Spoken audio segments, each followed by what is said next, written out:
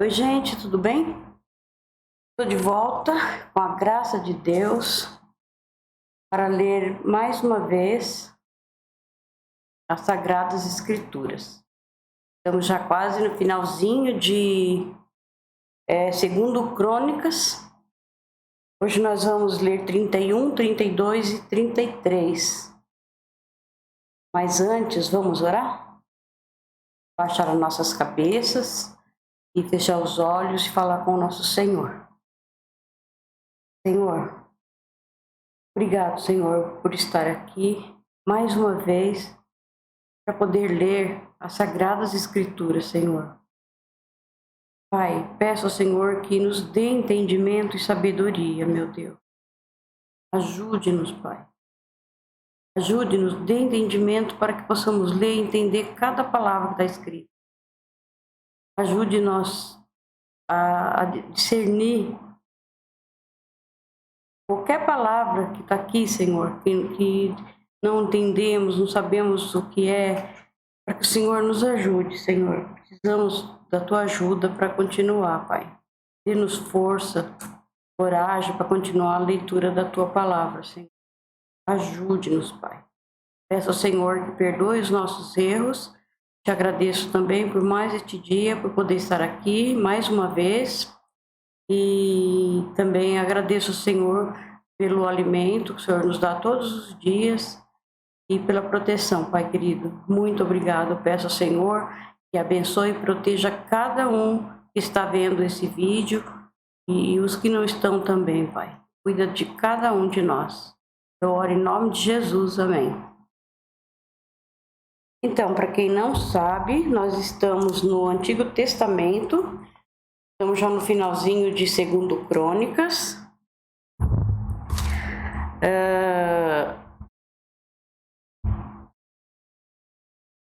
Nós começamos desde Gênesis.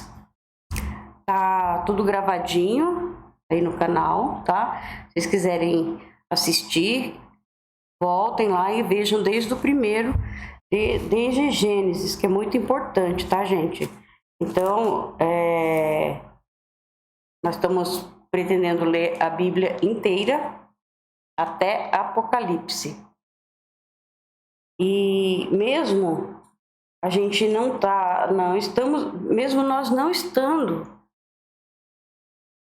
vivendo sobre a lei, porque na lei tinha muitas coisas e o Senhor cumpriu. Aliás, o Senhor cumpriu todas as coisas que tinha no Antigo Testamento.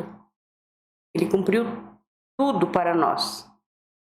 E o que cabe a nós agora é segui-lo, respeitá-lo e amá-lo, porque o que ele fez por nós, morrendo na cruz, no nosso lugar, ninguém faria, né? Só ele mesmo, né?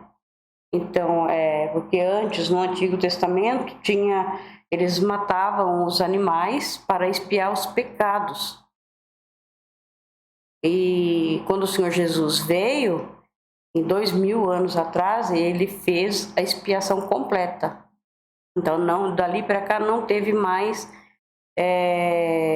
não precisou mais matar nenhum bichinho para a expiação dos pecados, porque o Senhor Jesus, ele é o Cordeiro de Deus que tirou o pecado do mundo. Então, todo aquele que nele crer não pereça, mas tenha vida eterna. E aqui é só uma passagem. Nós estamos só de passagem. Para nós que seguimos ao Senhor e os seus conselhos e obedecemos Ele, a vida eterna Ele vai nos dar. Isso é o que nós esperamos, nós aguardamos, porque tudo o que foi falado já foi cumprido. Jesus já profetizou, foi cumprido, que o templo ia ser derrubado nos anos 70, depois de Cristo foi derrubado. E é lá que os judeus faziam a expiação dos pecados, né? Matava os bichinhos para expiar os pecados. E a partir de nosso Senhor Jesus Cristo não teve mais. Ele veio e ele pagou por nós. Então, nós temos que segui-lo porque ele é o caminho, a verdade e a vida. E ele disse: ninguém vai ao Pai a não ser por mim. Isso foi o Senhor Jesus que disse. Então, ninguém vai ao Pai se não for por Senhor. Tem que ser por ele. Vamos adorá-lo, vamos amá-lo, vamos procurar conhecer cada vez mais o nosso Senhor.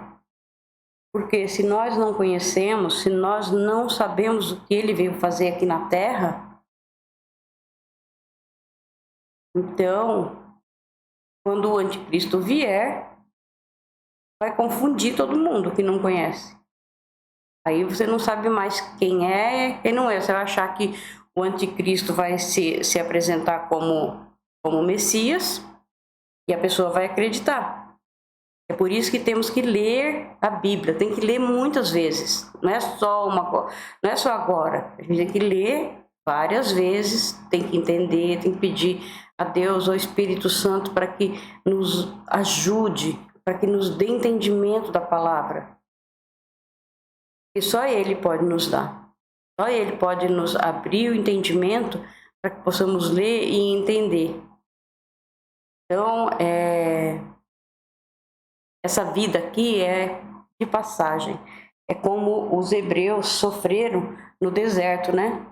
Por causa do pecado, eles ficaram 40 anos vagando no deserto. Mas o Senhor teve misericórdia deles. O Senhor deu água, o Senhor deu o pão, que foi o maná que caiu do céu. O Senhor ajudou, por mais que eles fossem rebeldes, por mais que eles desobedeceram ao Senhor, mas o Senhor ainda teve misericórdia deles. É o que acontece com nós hoje.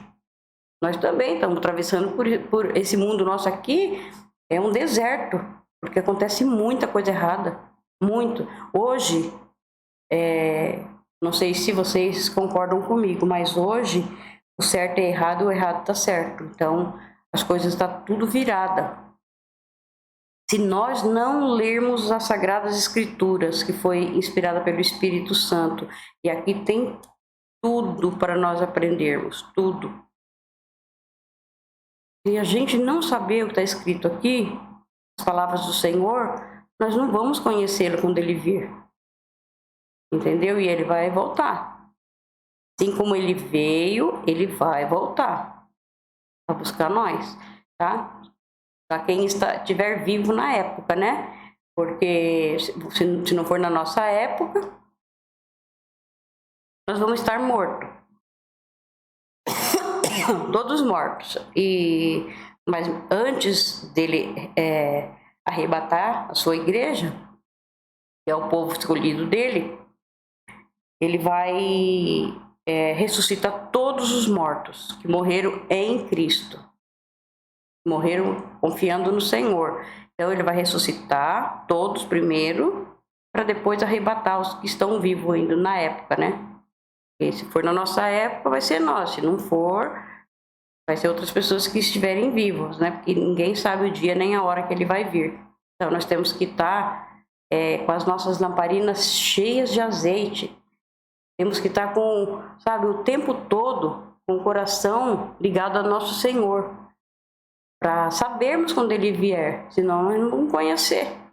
Se nós não ler aqui as Sagradas Escrituras, aqui fala e aqui mostra o nosso Senhor, os gostos dele, o que ele quer, o que ele faz, e ele mostra. Então, se nós não lermos, não entender, aí vai ficar difícil, né? Vai ficar difícil de conhecer, né? Então tá bom, gente, vamos lá? Vamos ao 31.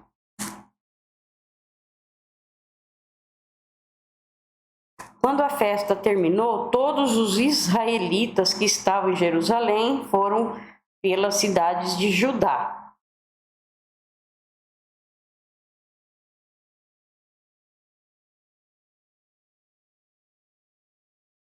Foram pelas cidades de Judá, quebrando as colunas do deus Baal, cortando os postes da deusa Aserá e destruindo os altares e os lugares pagãos. dos lugares pagãos de adoração. Fizeram o mesmo em todo o território das tribos de Judá, de Benjamim, de Efraim e de Manassés. Depois todos voltaram para casa. Ezequias organizou os sacerdotes e os levitas em grupos, dando a cada grupo a sua responsabilidade. Os sacerdotes apresentavam os sacrifícios que eram completamente queimados, as ofertas de paz, os levitas cantavam louvores e davam graças a Deus, e guardavam os portões do templo, dos seus touros e dos seus carneiros. O rei dava animais para os sacrifícios a serem completamente queimados, que eram oferecidos de manhã e à tarde, e também para os sacrifícios de manhã, só um minuto, e também para os sacrifícios a serem completamente queimados, que eram oferecidos nos sábados, nas festas de lua nova e nas outras festas fixas, conforme mandava a lei de Deus, o Senhor. É que eles respeitavam a lei que Moisés deu, né, através do Senhor.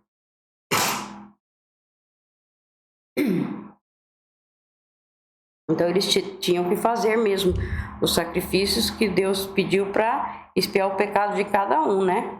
E na época eles não tinham, o Senhor Jesus não tinha vindo ainda, né?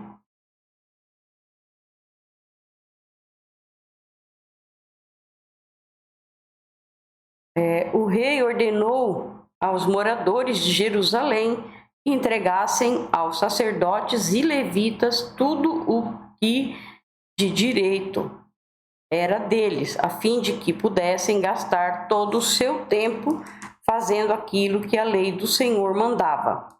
Logo que a ordem do rei foi anunciada, o povo deu generosamente a melhor parte do seu trigo, vinho, azeite, mel e de todos os outros produtos. Porque se a pessoa ele fica só para pregar a palavra, ele tem que ter todo o tempo para poder ler, para poder entender a palavra. Isso vai o dia, a noite inteira para estudar. Então não tem como a pessoa fazer outra coisa, é muito corrido. A gente vê pelos pastores, né? O pastor da nossa igreja, por exemplo, ele trabalha, mas é muito corrido. A gente vê que ele está cansado, está exausto. Por quê? Porque ele chega do serviço cansado, ele vai ler a palavra, às vezes passa até a noite inteira lendo, para entender, para fazer a pregação para nós. Então, aqui eles ofertaram, né, para que essas pessoas não precisassem fazer mais nada a não ser cuidar das coisas do Senhor, né?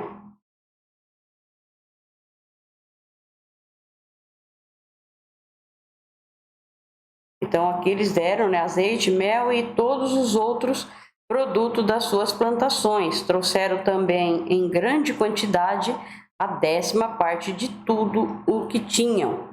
Você vê que aqui o pessoal, eles ajudavam, né?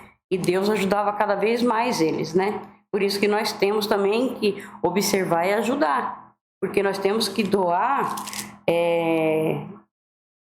tem que tomar cuidado para quem, né? Mas você pega uma igreja onde congregar e séria, e manda os missionários para fora, vai para tudo que é lugar para pregar o evangelho. E lá eles não têm emprego. Então nós temos que ofertar o melhor, nós temos que ajudar para que a palavra do Senhor seja pregada em todo mundo. Então é muita gente que faz isso. Muita gente que prega o evangelho, sai pelo mundo para pregar o evangelho. E eles precisam de dinheiro para comprar as coisas, né? Para ter o seu sustento. Então, a gente tem que ajudar. Porque se nós ajudamos, o Senhor também nos ajuda. Isso é certeza. Nós damos o nosso melhor. Isso não é uma troca que nós estamos fazendo com Deus, não, porque Deus não faz troca com ninguém. Ele é soberano, Ele é o nosso Pai, Ele é nosso Deus, é o nosso Senhor. Mas nós temos que ajudar dando o nosso melhor sem esperar nada em troca. Nós temos que doar para que a palavra do Senhor seja levada para outras pessoas, para que as pessoas também sejam salvas. E tem gente que não conhece o Senhor Jesus. Tem países fechados aí que é terrível. Então, para entrar a palavra lá, o pessoal leva assim, escondidinho, e é muito... Nossa, é terrível, gente, é terrível, mas a palavra tem que ser levada, né? Então, cabe a nós ajudarmos, né? Cada um ajuda onde achar que deve ajudar. Não sei vocês, cada um que vai na sua igreja, e nós chamamos de igreja, mas igreja somos nós. É um prédio, né? Onde todos vamos se unir ali, todos são a igreja vai se unir ali naquele templo para orar ao Senhor, para louvar o Senhor, para cantar, é maravilhoso. Então nós vamos, então ali precisa também de ajuda, né? Ali precisa pagar a luz, precisa pagar a água, precisa pagar imposto, tem que... precisa do dinheiro de qualquer forma, então nós temos que ajudar, né? Assim como isso aqui estava determinado, ó. Todos ajudaram. E a gente tem que ajudar também, né? Não podemos ser miseráveis, né? Tipo assim, eu ganho tanto, só vou dar um pouquinho, aquele pinguinho, vou dar o que sobrar. Não tem que dar o que sobrar, não. Nós temos que dar o nosso melhor. Temos que fazer. Eu sei que eu também tenho que fazer melhor. Eu tenho que fazer melhor do que eu faço. E o Senhor há de me ajudar, que eu vou conseguir fazer melhor do que eu faço, porque o que eu faço é muito pouco ainda. É muito pouco perante o que o Senhor merece. Então, gente, vamos orar a Deus para que Deus abra nosso entendimento, para que nós possamos ajudar as outras pessoas, né? De todos os lados, ajudar na igreja, ajudar as pessoas que precisam, que estão passando dificuldade, ajudar a comprar uma cesta básica, ou ir lá ver se tem uma luz, uma conta de luz, uma conta de água atrasada, pagar para essa pessoa, ajudar essa pessoa, porque é tão triste a pessoa querer um dinheirinho para comprar uma mistura e não ter. Então vamos ajudar, né? Vamos ajudar o pouquinho que a gente tem, vamos dividir, vamos ajudar. E que o Senhor, como ele mesmo disse, né? Os passarinhos não trabalham, mas comem. O Senhor sustenta eles, né? Então, imagina nós, né? Que somos seus filhos e ele nos ama tanto, né? A ponto de ter dado a vida preciosa dele por nós, né? Então, todos os outros produtos das suas plantações trouxeram também em grande quantidade a 10ª parte de tudo o que tinham. Os que moravam em Israel e os moradores das outras cidades de Judá também trouxeram a 10ª parte. Vocês podem ver que os judeus, eles são um povo que são prósperos, né? Tem muitos que cometeram erros, muito pecado, muita idolatria, mas aqui no nosso povo também tem muitos pecadores, muitos idólatras, que ainda precisa ser alcançado, né? E é por isso que a gente tem que pregar a palavra, tem que levar a palavra para as outras pessoas, para eles entenderem que o nosso Deus deixou tudo escrito para nós, sagradas escrituras, né? Então, é muito importante, gente, é muito importante. Então trouxeram a 10ª parte dos seus touros, dos seus carneiros e da 10ª parte de tudo que tinha dedicado ao Senhor, seu Deus, e juntaram as coisas em grandes montões. Começaram a amontoar as ofertas no 3º mês e terminaram no 7º mês. Quando Ezequias e as altas autoridades foram ver aqueles montões de ofertas, louvaram a Deus, o Senhor, e elogiaram o povo de Israel, né? Que foi um povo que foi nessa época que obedeceram. Quando o rei pediu, todo mundo obedeceu, né? Ezequias falou com os sacerdotes e os levitas a respeito daqueles montões. E o grande sacerdote Azarias, descendente de Zadok, respondeu: desde que o povo começou a trazer todas estas ofertas ao templo, nós temos tido bastante para comer e tem sobrado muita coisa. O Senhor Deus tem abençoado o seu povo e por isso temos comida até demais. Tá vendo? Quando você ajuda, entra dinheiro que você não sabe nem de onde que entra. Mas entra. Você pode ter certeza disso. Não é falando besteira não, tá?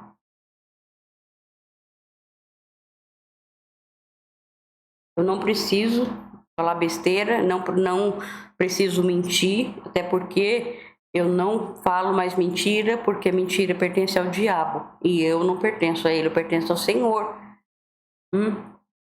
Então a gente sabe que o Senhor abençoa muito aqueles que ajudam o próximo, né?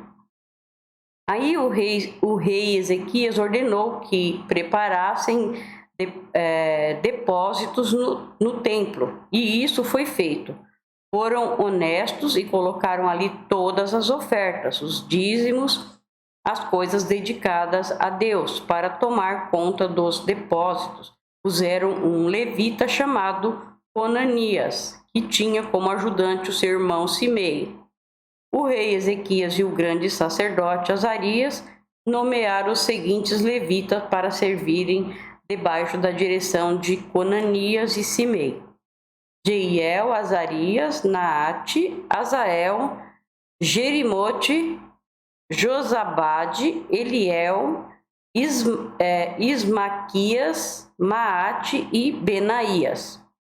O guarda do portão leste do templo, Coré, filho de Imna, estava encarregado das ofertas feitas a Deus por vontade própria. Ele distribuía as ofertas e as coisas dedicadas a Deus nas outras cidades onde os sacerdotes moravam. Os seguintes levitas trabalhavam fielmente debaixo da direção de Coré: Éden, Miniamim, Jesua, Semaías, Amariá e Secanias. Estes distribuíam as porções devidas a todos os seus colegas, os levitas, de acordo com os grupos a que pertenciam. Dando a cada um a mesma porção, sem levar em conta se os seus nomes estavam ou não na lista dos seus antepassados. A distribuição era feita a todos os homens de 30 anos para cima que iam ao templo para fazer os seus serviços diários de acordo com o grupo a que pertenciam e o trabalho que faziam. A lista dos sacerdotes foi feita de acordo com os seus grupos de famílias. Os levitas de 20 anos para cima estavam alistados de acordo com o trabalho que faziam e o grupo a quem pertenciam. Nas listas estavam também os nomes das mulheres, dos filhos e das filhas, isto é, da família inteira. Os sacerdotes e os levitas tinham sido consagrados a Deus e precisavam estar sempre pronto para fazer o seu trabalho sagrado, né? Então tinha que estar pronto para fazer tudo que o Senhor pediu, né? Tudo direitinho.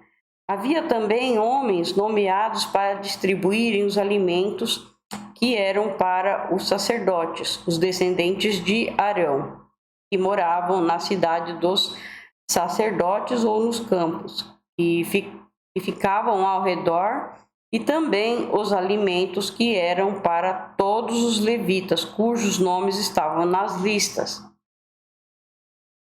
Foi isso o que Ezequias fez em toda a terra de Judá. Ele sempre foi bom, correto e fiel em todos os serviços que prestou ao Senhor, seu Deus. Tudo o que Ezequias fez para o templo ou em obediência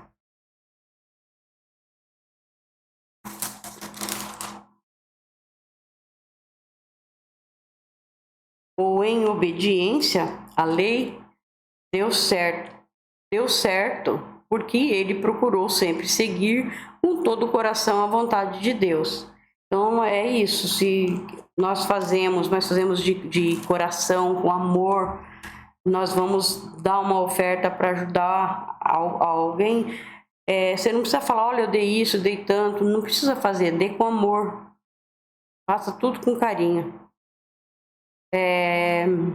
Aqui Senaqueribe invade Judá.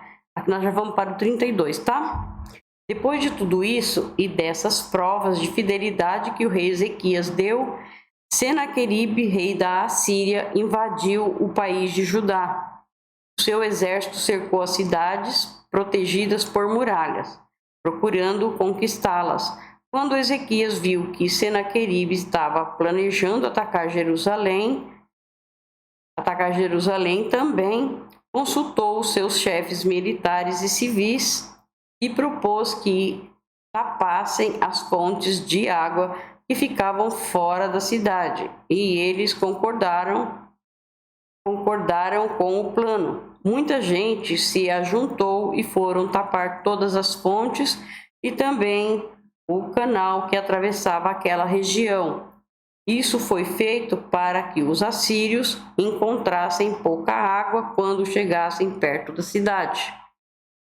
Ezequias se animou e consertou a muralha da cidade. Construiu torres em cima dela e levantou outra muralha ao redor da que já existia também. Também construiu defesas no aterro que havia sido feito no lado leste da cidade de Davi, e mandou fazer muitas lanças e escudos. Colocou oficiais no comando e de todos os homens da cidade mandou os oficiais se reunirem na praça do portão de entrada da cidade e disse. E o engraçado é que desde essa época que sempre teve guerra, né? Querendo tomar a cidade de Jerusalém, né? Eles querem porque querem, né? Querem tomar Israel de qualquer forma. Sejam fortes e corajosos, não fiquem assustados, nem tenham medo do rei da Síria e do seu enorme exército, pois aquele que está do nosso lado é mais poderoso do que o que está do lado dele. Ele só conta com a força dos homens, mas do nosso lado está o Senhor nosso Deus para nos ajudar e para guerrear por nós. E o povo ficou animado ao ouvir as palavras do rei Ezequias. Algum tempo depois, Senaqueribe, rei da Síria, junto com o seu exército, estava cercando a cidade de Laquis. Ele enviou alguns oficiais a Jerusalém para entregarem ao rei Ezequias a seguinte mensagem: Eu, Senaqueribe, rei da Síria, quero saber como é que vocês, moradores de Jerusalém, podem se sentir seguros ficando aí enquanto o exército inimigo está cercando a cidade. Ezequias diz que o Senhor, o Deus de vocês, os livrará das minhas mãos, mas ele os está enganando. Olha como o diabo é astuto, né? Do mesmo jeito aqui que Satanás enganou a Eva e o Adão, tá falando do mesmo jeito, ó, que Deus não ia ajudar, né? A quem conhece o Deus verdadeiro não vai acreditar na conversa da serpente, do diabo, né? Não vai. Então ele falou, né? Ele está enganando e vocês morrerão de fome e de sede, pois foi o próprio Ezequias que acabou com os lugares de adoração e com os altares desse Deus e disse ao povo de Judá e aos moradores de Jerusalém que adorassem a Deus diante de um altar só e queimassem incenso somente naquele altar. Será que vocês não sabem o que eu e os meus antepassados fizemos com os povos de outras nações? Vocês pensam que os deuses daquelas nações foram capazes de salvá-las das minhas mãos? Não houve nenhum deus das nações que os meus antepassados conquistaram que fosse capaz de salvar o seu povo do meu poder. Olha, você acha poderoso, né? Então, por que é que vocês pensam que o seu Deus pode salvá-los das minhas mãos? Portanto, não deixem que Ezequias os engane assim. Não se iludam, não acreditem nele. Olha só, gente. Aqui ele está falando para as pessoas não acreditar no rei. O rei falou que tem o Deus, que é o nosso Deus que protege e está sempre ajudando. E ele falou para não acreditar, né? É do mesmo modo hoje, quando nós vamos falar do nosso Deus, verdadeiro Deus, o único, e está escrito aqui na Bíblia, que não aceita adoração de ídolos, de imagem de espécie nenhuma. As pessoas falam que nós estamos errados, que a Bíblia não é confiável, que a Bíblia foi feita por mão de homens. Realmente foi feito por mão de homens, por mãos de homens, mas inspirado pelo Espírito Santo. Agora, as imagens de barro, de gesso, essas foram feitas por mãos de homens, a mando de um homem que é da parte que não é de Deus. Por quê? Porque eles fazem Deus tem a parte dele, faz a parte dele, o inimigo também está fazendo a dele. Então, ele quer o quê? Deus fala que é para ir para aquele caminho, ele vem e fala, não, não é esse caminho não. Então, ele tenta desviar as pessoas, porque quanto mais gente ele levar para o inferno junto com ele, melhor, né? Então, tá aqui, não se iludam, não acreditem nele. Nunca houve nenhum Deus que pudesse salvar, não tinha Deus mesmo, nenhum Deus deles, né, que era de barro ou de pedra, nenhum deles salvou mesmo, mas o nosso Deus sim. Nenhum Deus que pudesse salvar o seu povo do poder dos meus antepassados ou do meu poder, muito menos o Deus de vocês poderá salvá-los. Os oficiais assírios disseram coisas ainda piores contra Deus, o Senhor, e contra o seu servo Ezequias. E Senaqueribe escreveu cartas em que insultava o Senhor, o Deus de Israel, dizendo o seguinte contra ele: os deuses de outras nações não salvaram os seus povos das minhas mãos. Assim também o Deus de Ezequias não salvará o seu povo das minhas mãos. Os oficiais gritaram isso em hebraico aos moradores de Jerusalém que estavam em cima da muralha da cidade, a fim de assustá-los e deixá-los apavorados, e assim poder conquistar a cidade. Os oficiais falaram a respeito do Deus de Jerusalém como se ele fosse como os deuses de outros povos, que são ídolos feitos por mãos humanas. Olha só, acabei de falar, né? Olha a diferença. É muito diferente. Aí o rei Ezequias e o profeta Isaías, filho de Amós, oraram a Deus e pediram sua ajuda.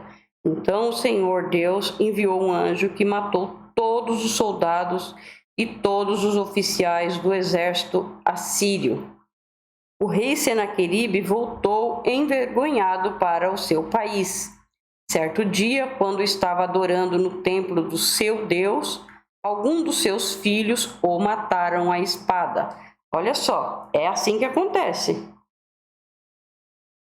Quando não se tem o Deus, quando não se tem o nosso Pai, nosso protetor, começa a acontecer muita coisa errada. Então tem que prestar atenção, né? Foi assim que o Senhor Deus salvou Ezequias e os moradores de Jerusalém das mãos de Senaqueribe, rei da Síria, e das mãos de todos os outros inimigos. E Deus deu ao seu povo paz com todos os países vizinhos.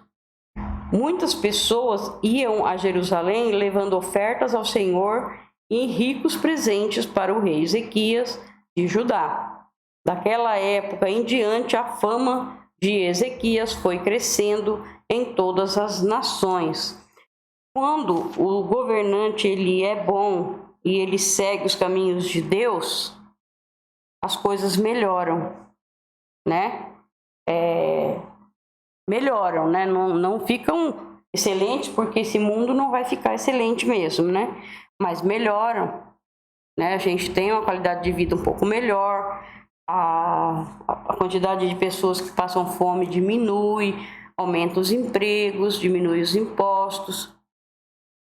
Mas quando pegamos um governante ruim, hoje que na nossa época não é mais rei, é presidente, né, governador, prefeito. Então, quando esses são ruins e cultuam outros deuses, a tendência é, ladeira abaixo. É o que nós estamos vendo com o nosso país hoje.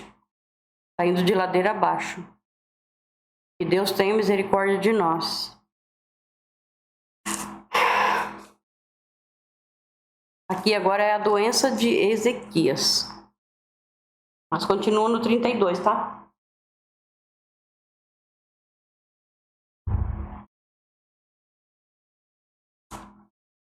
Continua no 32, no versículo 24.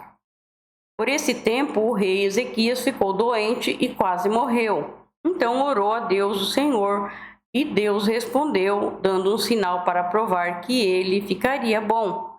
Deus foi bondoso com Ezequias, mas ele não lhe agradeceu. Olha aí. Olha só, enquanto você está com o Senhor, você tem tudo. Mas a partir da hora que você deixou de lado, por uma rebeldia, qualquer outra coisa, aí não é Deus que saiu de perto de você, é você que saiu de perto de Deus, né? Então, Ezequias, mas ele não agradeceu, pois era orgulhoso. Por isso, Deus ficou irado com ele, com o povo de Judá e com os moradores de Jerusalém. Aí, Ezequias se arrependeu do seu orgulho, como também os moradores de Jerusalém. E assim o Senhor só castigou o povo depois da morte de Ezequias. Se a gente se afasta do Senhor, quem que vai nos proteger? Né? Quando você está sem o Senhor, nosso Deus, o inimigo está rondando. É fácil para ele, é uma presa fácil. Aqui agora a riqueza de Ezequias. Ezequias ficou muito rico e recebeu muitas homenagens, construiu depósito para guardar a prata, o ouro, as pedras preciosas, as especiarias, os escudos e os outros objetos de valor que possuía. Construiu também armazéns para os cereais, o vinho e o azeite, estrebarias para o gado e currais para os carneiros. Ezequias também construiu cidades. Ele se tornou dono de muito gado e de muitos carneiros, pois Deus lhe deu muitas riquezas. Foi Ezequias quem mandou tapar a saída de cima da fonte de Gion e cavar no lado oeste de Jerusalém um túnel para levar água para dentro da cidade. Tudo que Ezequias fez deu certo. Quando as altas autoridades da Babilônia enviaram mensageiros a Ezequias para fazerem perguntas sobre o milagre que havia acontecido em Judá, Deus não o ajudou, pois queria pô-lo à prova a fim de descobrir o que estava no fundo do seu coração. Olha, Deus, ele é perfeito, né? Ele sabia o que estava no fundo do coração de Ezequias, né? Assim como ele sabe o que está no nosso coração. Ele sabe até quantos fios de cabelo nós temos na nossa cabeça. Aqui agora a morte de Ezequias, tá? Tudo mais que Ezequias fez, inclusive as coisas que fez como prova de sua dedicação a Deus, está escrito na visão do profeta Isaías, filho de Amós, e na história dos reis de Judá e de Israel. Ezequias morreu e foi sepultado na parte de cima dos túmulos dos reis, que eram descendentes de Davi. Quando ele morreu, o povo de Judá e os moradores de Jerusalém lhe prestaram homenagens e o seu filho Manassés ficou no lugar dele como rei. Aqui vamos ao reinado de Manassés. Capítulo 33, tá? Manassés tinha 12 anos de idade quando se tornou rei de Judá. Ele governou 55 anos em Jerusalém. Manassés pecou contra Deus, o Senhor, seguindo os costumes nojentos das nações que o Senhor havia expulsado da terra, conforme o povo de Israel avançava. Ele construiu de novo os lugares pagãos de adoração que Ezequias, o seu pai, havia destruído. Construiu altares para a adoração do deus Baal. Fez poste da deusa Será e adorou as estrelas. Meu Deus! Construiu altares pagãos no templo onde, conforme o Senhor tinha dito, ele devia ser adorado para sempre. Nos 2 pátios do templo, Manassés construiu altares para a adoração das estrelas. Queimou os seus filhos em sacrifício no vale de Ben-Hinom. Fazia adivinhações, praticava magia e feitiçaria e consultava adivinhos e médiuns. Pecou muito contra Deus, o Senhor, e fez com que ele ficasse irado. Manassés colocou uma imagem esculpida da deusa Aserá no templo, o lugar a respeito do qual o Senhor tinha dito a Davi e a seu filho Salomão o seguinte: em todo o território das 12 tribos de Israel, escolhi esse templo aqui em Jerusalém para ser o lugar onde serei adorado para sempre. E se o povo de Israel obedecer a todos os meus mandamentos e fizer tudo o que manda a lei que Moisés deu a eles, então eu não deixarei que sejam expulsos da terra que dei aos seus antepassados. Manassés levou o povo de Judá e os moradores de Jerusalém a cometerem pecados ainda piores do que aqueles cometidos pelas nações que o Senhor Deus havia expulsado da terra, conforme o seu povo ia avançando. É assim, você tem um rei que adora demônios, ele vai ensinar o povo a adorar demônios. Se você tem um rei que adora Deus de verdade, ele vai ensinar o seu povo a adorar Deus de verdade.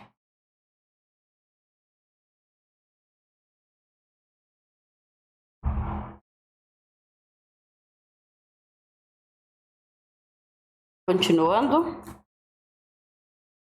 aqui vem o arrependimento de Manassés.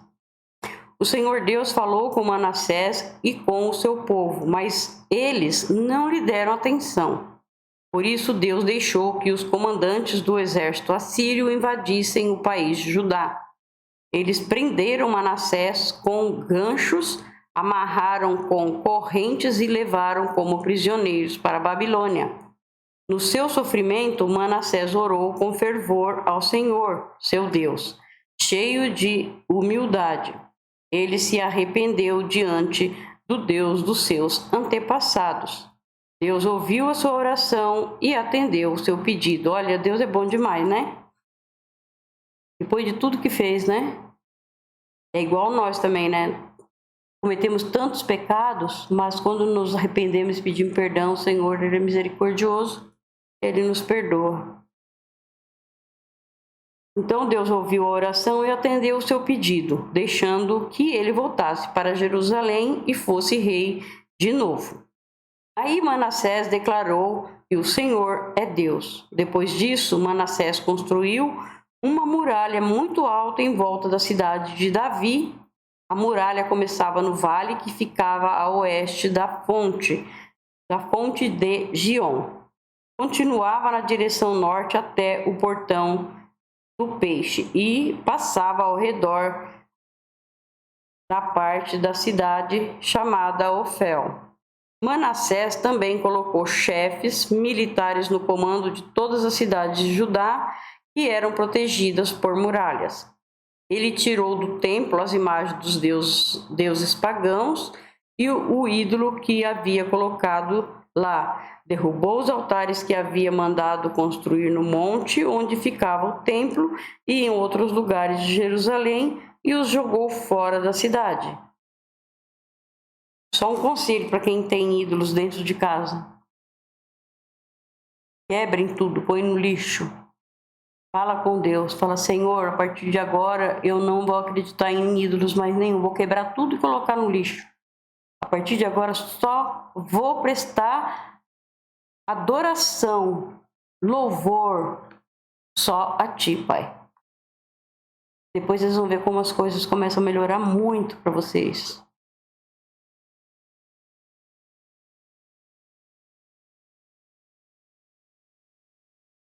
E derrubou os altares que havia mandado construir no monte onde ficava o templo e em outros lugares de Jerusalém, e os jogou fora da cidade. Consertou o altar do Senhor, ofereceu nele ofertas de paz e ofertas de gratidão, e ordenou ao povo de Judá que adorasse o Senhor, o Deus de Israel.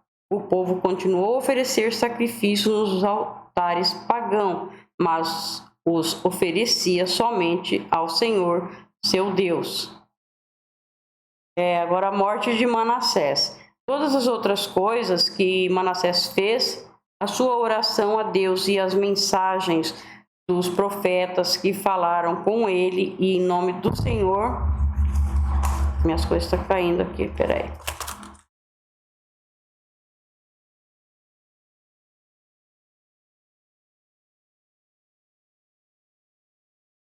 E falar em nome do Senhor, o Deus de Israel, tudo isso está escrito na história dos reis de Israel. A oração de Manassés, a resposta de Deus e todos os pecados que Manassés cometeu antes de se arrepender, isto é, a adoração de ídolos, os lugares pagãos de adoração que construiu, os postes da deusa Aserá e as imagens que mandou fazer, tudo isso está escrito na história dos profetas. Manassés morreu e foi sepultado no jardim do palácio, e o seu filho Amon ficou no lugar dele como rei.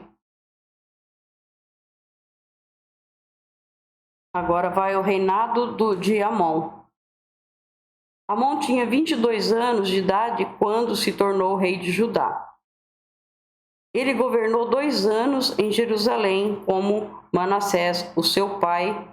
Amon pecou contra Deus, o Senhor, ofereceu sacrifícios a todos os ídolos que seu pai havia feito e os adorou. Mas ele não se arrependeu como seu pai. Pelo contrário, Amon continuou pecando cada vez mais. Os oficiais de Amon fizeram uma revolta contra ele e o mataram no palácio. Porém, o povo de Judá matou todos os que haviam feito a revolta contra Amon e pôs o seu filho Josias no lugar dele como rei. Então nós terminamos também o 33. Agradeço ao Senhor por mais essa leitura, Pai. Obrigado por tudo, Senhor. Obrigado por nos conceder essa graça tão grande que é poder ler e gravar esses vídeos para deixar para as pessoas que necessitam ouvir a Tua palavra, Senhor. Muito obrigado, meu Deus. Peço ao Senhor que abençoe a todos. Fique com o Senhor Jesus.